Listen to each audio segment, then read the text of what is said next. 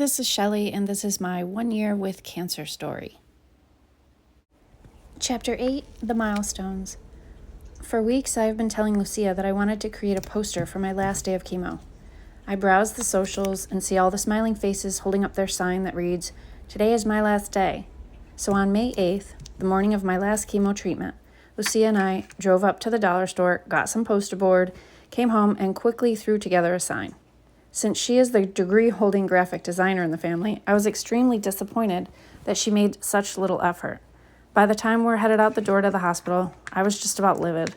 I really couldn't tell if I was going to punch her or break down and cry.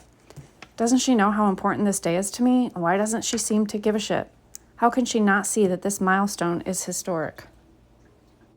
While sitting in the waiting room at my treatment center, a delivery man walked in and handed me a box of rainbow-colored roses with an attached balloon that read, "Congratulations." As I read the card from my mother, I began to cry. Then I proceeded to write this on my social feed. "Thank you, Mom, for making such a big deal out of my last chemo, because it is a big deal to me." This was my sarcastic way of letting Lucia know how much this day meant. By then, I'm sure she caught wind of how upset I was, but still, she didn't show much emotion.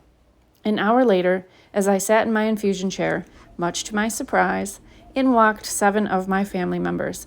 The look of shock on my face must have been priceless.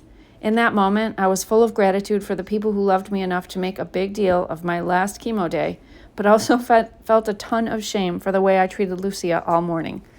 Little did I know that she had previously planned today's events and wanted it to be a surprise for me. Fast forward 3 months and 2 weeks to August 19th, my last radiation. Although this milestone pales in comparison to the end of my chemo treatment, it's still an important day nonetheless.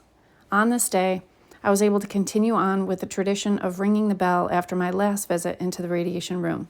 It was important to me that Lucia and I rang it together. We are close to 1 full year of cancer hell, and where is she? Still right by my side. Another very important day for me, which will likely become the date used for everything from here forward, is October 31st.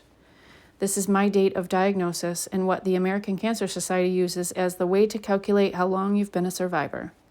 Technically, the way you see it, you have been surviving cancer since the day you learned you had cancer.